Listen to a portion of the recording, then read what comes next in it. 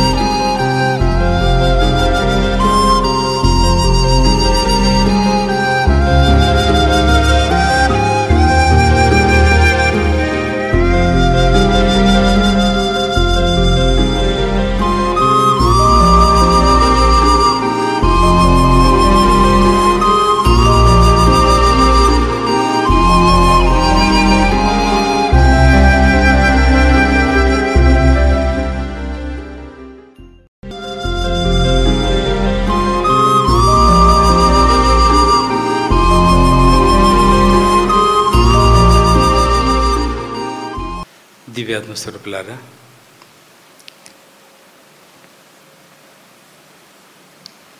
నాలుక బలమైంది. ఇది ఒక పెద్ద శక్తివంతమైన ఒక తలకు అన్ని ముఖ్యమైనవి ఉన్నాయి ఇక్కడ. దాంట్లో ఇది పుట్ట లాంటిది, ఇది ఒక పుట్ట లాంటిది. దాంట్లో పాము, నాలుకేంది పాము లాంటిది. నాలుక బయటికి లోపలికి వెళ్తుంది. ఈ నాలుకతో ఒక హృదయాన్ని ఖండిస్తారు. ఈ నాలుకని బాంబ్ చేసి వాళ్ళ మీద వేసేస్తారు. ఈ నాలుకని కత్తిలాగా కోసేస్తారు. ఈ నాలుకలో చెడు ఎన్నో చేస్తారు. కానీ ఈ నాలుకకు ఇంకో శక్తి ఉంది. ఓం నమశివాయని ఒక రాక్షసుడు కింద కూర్చొని, ఒకడు కాదు ఎంతోమంది రాక్షసులు, ఓం నమశివాయని శివలోకం ఉన్న పరమేశ్వరుని కిందికి పిలిచి వరమడుకున్నారు. ఉట్టి నామం ఎలా? ఓం నమశివాయ, ఓం నమశివాయ, ఓం నమశివాయ. చూసా, ఇటుకలు, ఒక ఇటుక, 2 ఇటుకలు, 3 ఇటుకలు, 1000 ఇటుకలు. ఆ ఇటుకలు పెడుతూ మన్ని ఎన్నో ఫ్లోర్లు కట్టుకుంటాం, అంత ఎత్తుపోతాం. ఇదే ప్రకారంగా ఆయన పాదాలకు చేరడానికి నామోచ్చారణ బలమైంది. ఏమితో ఉచ్చరించవచ్చది? నాలుకతోటి.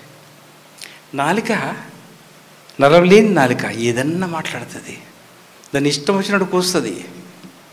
అందుకే మనిషి అజ్ఞాని అన్నారు, వేదము అజ్ఞాని అన్నారు. అందరు కాదు, కొంతమంది మంచిగా ఉంటారు. నేను కాదండి అని మీరు అనొచ్చేవారన్నా.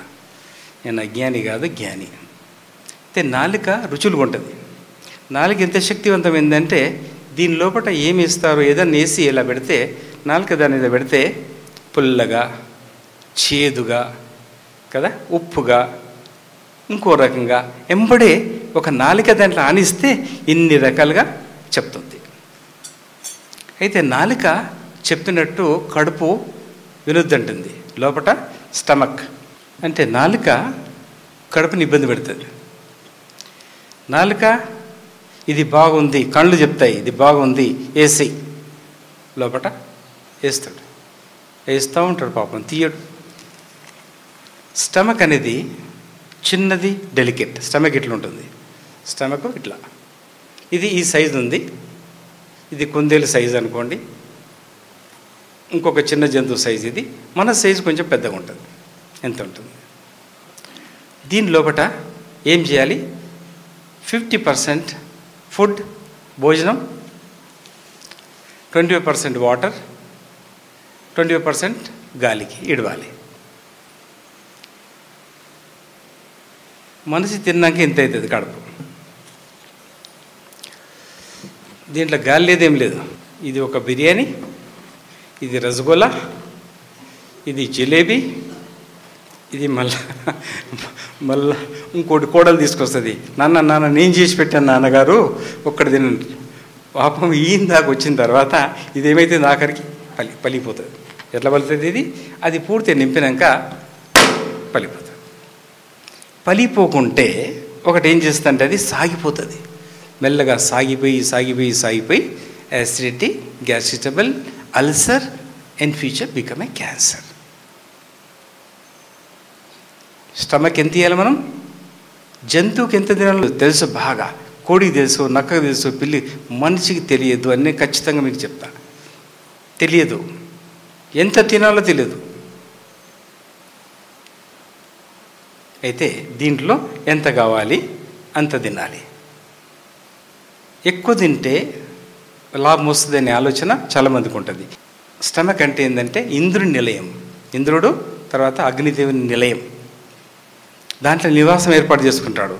ఆయన భోజనం పడిన తర్వాత 35 నిమిషాల తర్వాత లోపల చిన్న అగ్గి ఇలా రాస్తుంది. అగ్నిదేవుడు మేల్కొంటాడు.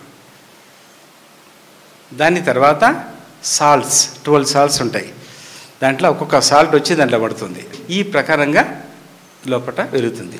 ఇది ఎలిగే సమయానికి ఏం చేస్తాడు? ఇంకోటి రసమలై బాగుందని దాన్ని తింటాడు.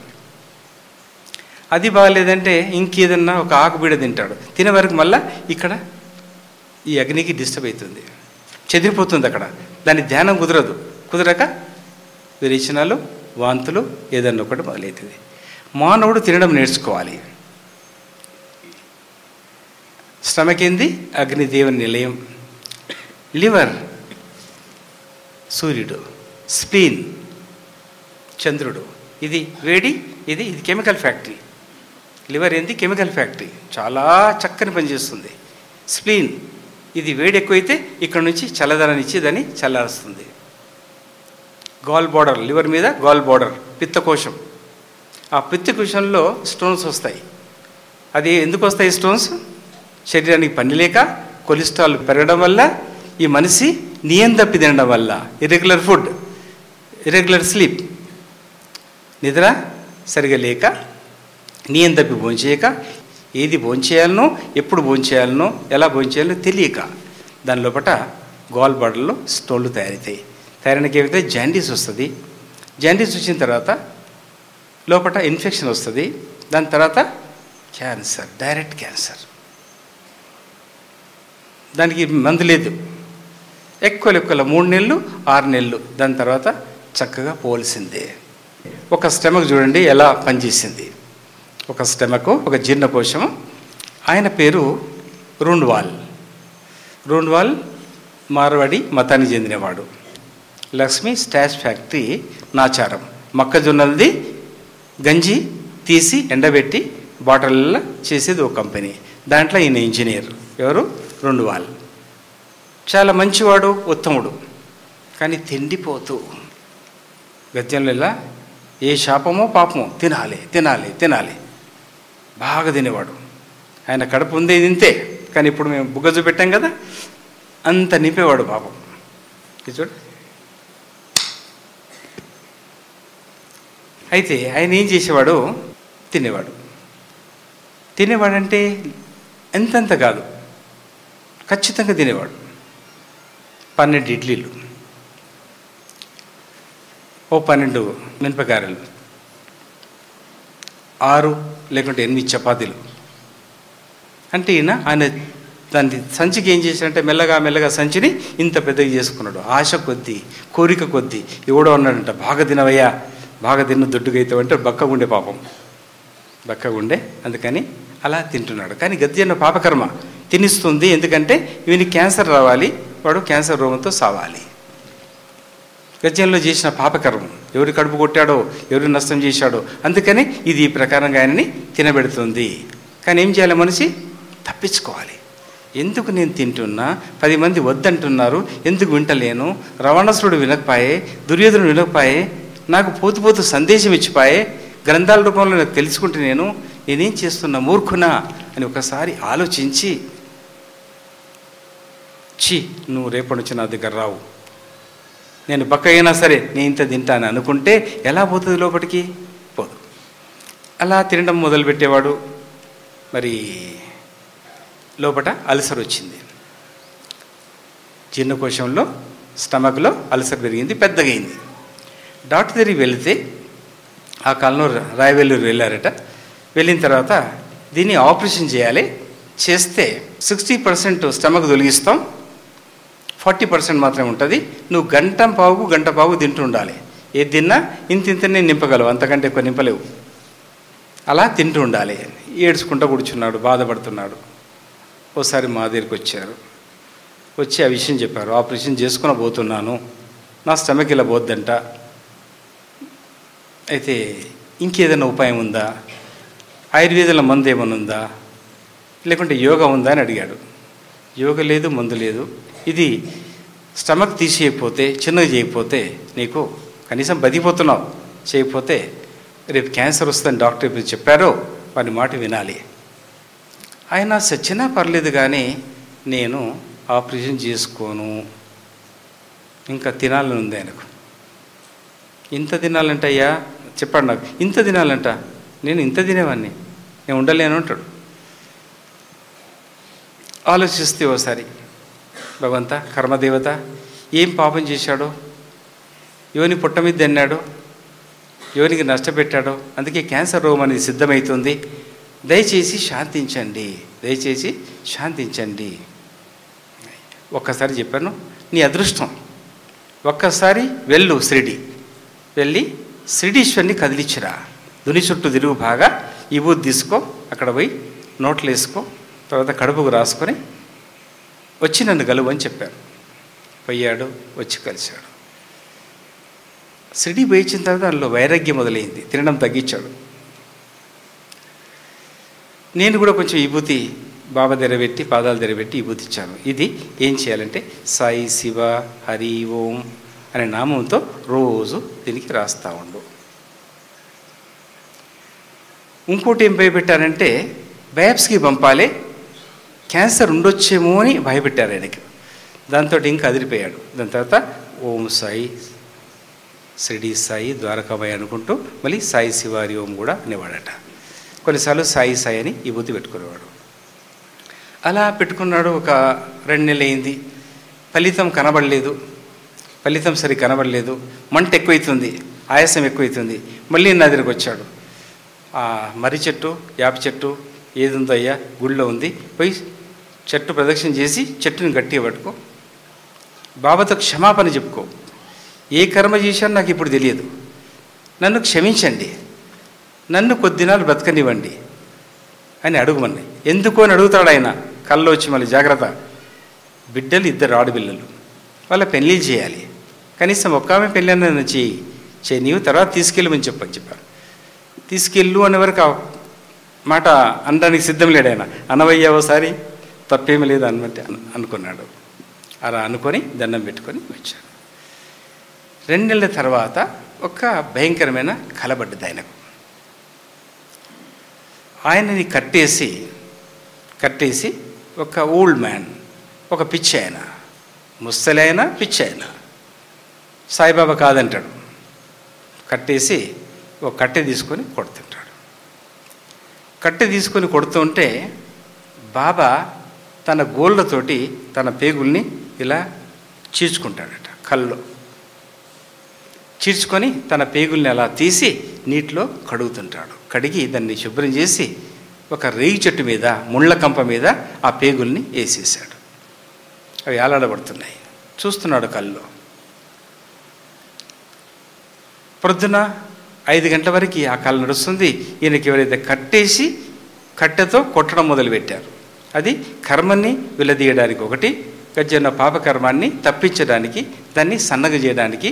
ఇది కర్మ పద్ధతి. కర్మ పద్ధతి ఈ ప్రకారంగా ఆయన మీద జరిగింది. ఈ పేగులు తీసిన తర్వాత ఆ చెట్టుకి వెళ్ళి అట్లా ఊగుతుంటే, అయ్యో ఈ పేగులు కింద పడితే గాలికి బాబా పేగులు మళ్ళీ ఎలా పెట్టుకుంటాడని ఆ కళ్ళు వెళ్ళిపోయాడట. వెళ్ళి ఒక బకెట్లో బట్టి తీసుకొచ్చి బాబా దగ్గర పెట్టాడట కళ్ళు. ఆ బాబా ఆ పేగులనంత సుట్టజుట్టి జాగ్రత్తగా శుద్ధి చేసుకొని ఆ స్టమక్ని కూడా తీసి శుద్ధి చేయంగా చూశాడట కళ్ళు. పెద్ద స్టమక్, దాన్ని శుద్ధి చేసి దాని లోపల మళ్ళా సూర్యునికి ఇలా చూపెట్టినట్టు మళ్ళా దాన్ని లోడబెట్టి మూసేసుకున్నాడు కళ్ళు. ఆ కళ భయంకరమైంది. పేగులేంటి, బకెట్ ఏంటి, ఎత్తడం ఏంటి, చెట్టు ఏంటి, అవన్నీ ఆలోచిస్తే ఆయనకు పిచ్చిలాగా అయిపోయింది. ప్రొద్దున 5 గంటలకు లేవగానే భార్యని, పిల్లల్ని, వాళ్ళ చుట్టుముట్టిన వాళ్ళందరినీ లేపుకొచ్చాడు. నాకు ఇట్లా కలబడ్డది భయంకరంగా, నేను నీకు బ్రతకలేను, నాదేమన్నా ఆస్తిపాస్తులు ఉంటే రాయించుకోండి, నా పిల్ల పెళ్ళి మీరు చేయాలని పక్కింటికి పోయి వాళ్ళని పిలుచుకొచ్చి నా పిల్ల పెళ్ళి ఎలాగన్నా చేయాలి, ఈ కలబడ్డదంటే నేను ఎలాగన్నా పోతాను. ఆ కల పడ్డ తర్వాత 2వ రోజు బాబా రెండువాల్ నువ్వు ఎంత దినాలను తిను ఈ జన్మకి, మళ్ళీ జన్మకు మాత్రం తినవు సుమా అనే మాట వినపడ్డదట. వినపడగానే ఆ నిద్ర నుంచి మళ్ళా లేచాడు. మళ్ళా లేచి మళ్ళీ అందరిని లేపాడు.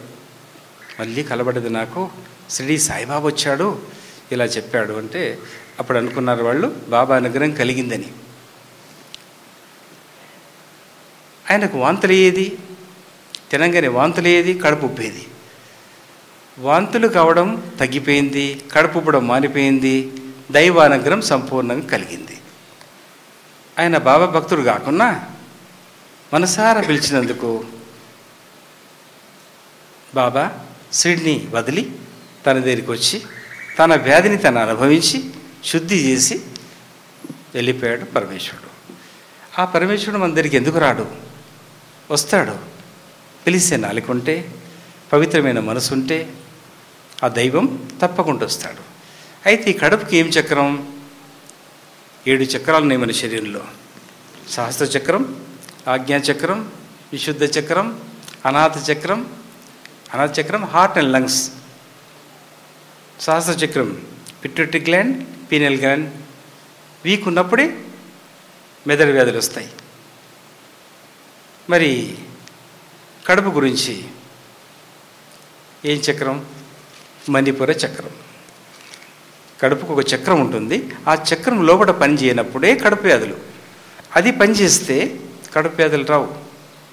ఉడిజా చెట్టు దగ్గర నిలబడి సూర్యకిరణాలు చెట్టు మీద పడాలి. సూర్యకిరణాలు చెట్టు మీద చక్క పడాలి. ఆ కిరణాలు కడుపు మీద పడాలి.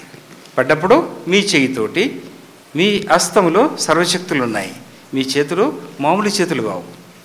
ఇవి కొట్టేటి, తిట్టేటి, చెడు పట్టుకొని ఉంటే మామూలు అయిపోతాయి. ఒక గాడిద చేతుల్లాగా, కుక్క చేతుల్లాగా, పంది చేతుల్లాగా అవుతాయి. కానీ పవిత్రమైన చెయ్యి, నీకేది లేదు. ఒకని మర్డర్ చేయడం కానీ, చెడు పట్టుకోవడం కానీ, మాంసాహారం కలపడం కానీ, కోయడం కానీ లేదంటే నీ చెయ్యి పవిత్రమైంది. దీంట్లో సర్వశక్తులు ఇమిడి ఉన్నాయి. ఆ చెయ్యితోటి ఇక్కడ ఏమనాలి? మణిపుర చక్రత మేలుకో మేలుకో, మణిపుర చక్రదేవత మేలుకో మేలుకో మేలుకో. ఈ ప్రకారంగా చేయిని చక్కదిప్పాలి. ఏం కావాలి? సూర్యుడు చెట్టు మీద పడాలి. ఏం చెట్టు? కుటిజా. అది లేకపోతే యాప చెట్టు. ఆ కిరణాలు చెట్టు మీద పడగానే దాంట్లో ఒక ఔషధం ఉంటుంది. ఆ ఔషధం చక్కగా తీసుకొచ్చి నీ రోమం నుంచి లోపల తీసుకెళ్తుంది. నువ్వు శ్వాస చేయాలి. అప్పుడు ఏం చేయాలి? నువ్వు సూర్యకిరణం, తర్వాత చక్రం, సూర్యకిరణం మీద పడుతుంది, చక్రం మీద పడేస్తూ ధ్యానం చేసి అప్పుడు శ్వాసక్రియ.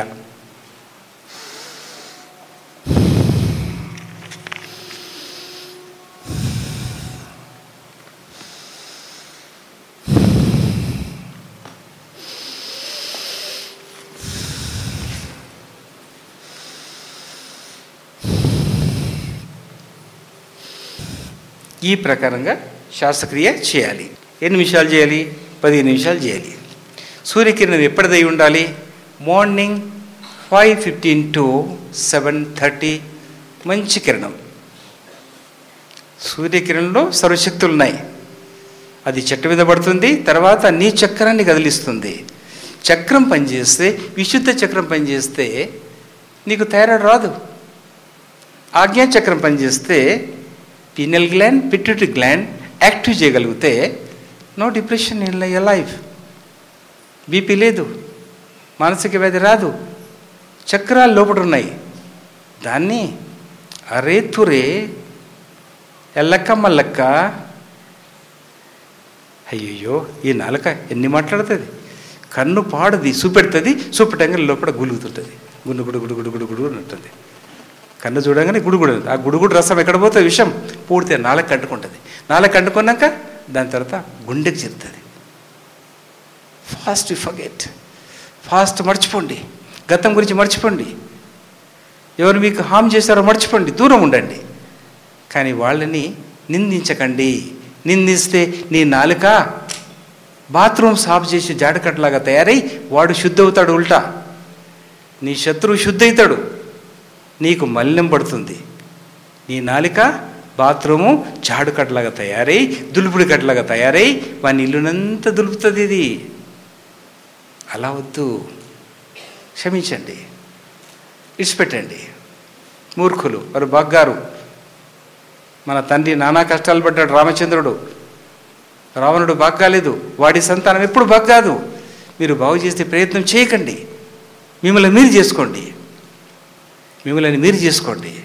మీ లోపల ఉన్న బలహీనత ఏంటిది? అద్దం మీద పోయి నిలబడతావు, అద్దం ముందు నిలబడి I'm smart, I'm handsome. You're not smart, you're not handsome. నీ లోపల కుక్క నివాసం ఏర్పాటు చేసిందా? పాము లోపట ఉందా? నీకు ఎలాంటి తత్వం నీలో ఉంది? ఒకసారి దాన్ని ఖండించు. ఖండించడానికి నేను కథరిస్తా.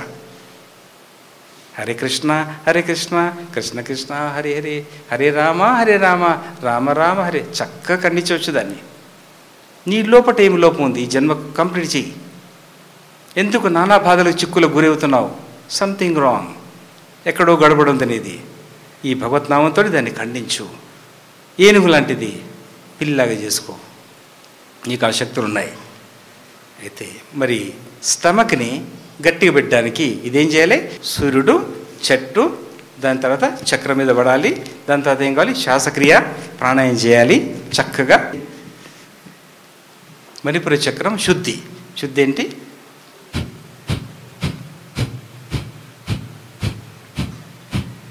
Cleaning, charge, not discharge, charge. కదిలియాలి. Gall bladder, kidney, liver, spleen అన్నీ శుద్ధి అవుతాయి. దీనికి పని లేదు, వేయడం తప్ప ఇంకో పనే పెట్టలేం మనం. కూర్చునేది లేదు, లేచేది లేదు, బట్ట ఉతికేది లేదు, ఇల్లు ఉడిచేది లేదు, ఇల్లు తోమేది లేదు. పని వచ్చిందా చూడండి, పనివాడు రాలేదండి. ఎందుకండి పనివాడు? మీకు మీ బీపీ పెరుగుతుందండి, మీ హార్ట్ అటాక్ వస్తుందండి. మీకు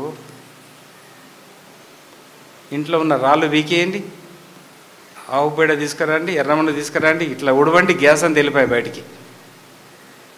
ఒక రోకలు తీసుకోండి, దంచండి. మంచి వరి బియ్యం తినండి. ఏంటి కెమికల్ బియ్యం ఎందుకు తింటారు? బాగా దంచండి. వడ్లు స్వయంగా తయారు చేసుకొని తినండి, వండుకోండి.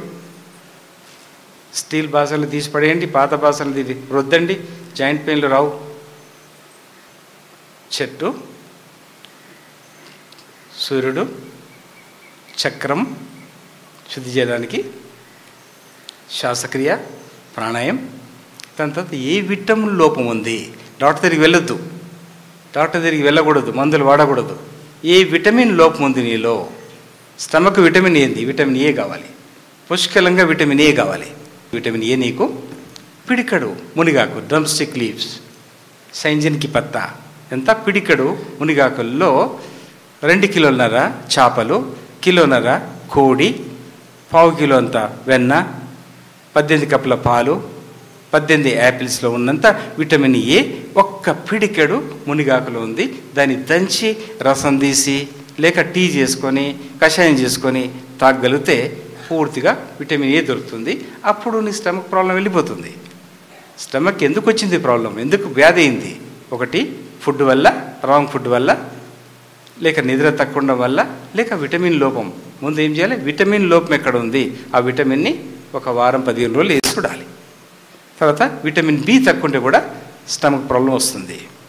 Vitamin B, B1, B6, B2 ఈజీగా బియ్యం పట్టిన తౌడు ఉంటుంది, ఎర్రగా బ్రౌన్ తౌడు ఉంటుంది, మెత్తగా ఉంటుంది, చాలా టేస్టీగా ఉంటుంది. దాన్ని 10 గ్రాములు తీసి బాయిల్ చేసి 1 కప్పు టీలాగా చేసుకొని తాగితే B1, B6, B2, vitamin B ఆ దినానికి కావాల్సింది మొత్తం మీకు దాంట్లో దొరికిపోతుంది. ఈ ప్రకారంగా మీరు వాడి చూడాలి, చూసి తరించాలి. జుట్టు రాలుతోందని బాధపడుతున్నారా? చుండ్రు కూడానా? మీ జుట్టు నెరుస్తోందా? అయితే మీ సమస్యలన్నిటికీ ఒకటే పరిష్కారం. శ్రీ సాయి ఫార్మస్యూటికల్స్ వారి సెరీన్ ఆయిల్ ఎస్ ఆయుర్వేద వనమూలికలతో తయారైన ఉత్తమ సుగంధ తైలం. తలనొప్పి, జుట్టు రాలుట, కళ్ళు మంటలు, చుండ్రు, జుట్టు నెరుపు అరికట్టి మానసిక ఒత్తిడి, అధిక వేడిని దూరం చేసి మీ జుట్టు ఒత్తుగా, పొడవుగా, నల్లగా, నిగనిగలాడేలా చేస్తుంది. సెరీన్ ఆయిల్ ఎస్ జ్ఞాపక శక్తిని పెంచి మెదడుకు చల్లదనాన్ని అందిస్తుంది. సెరీన్ ఆయిల్ ఎస్ ఎల్లప్పుడూ వాడండి. సెరీన్ ఆయిల్ ఎస్ మీ కురులకు సరైన పోషణ.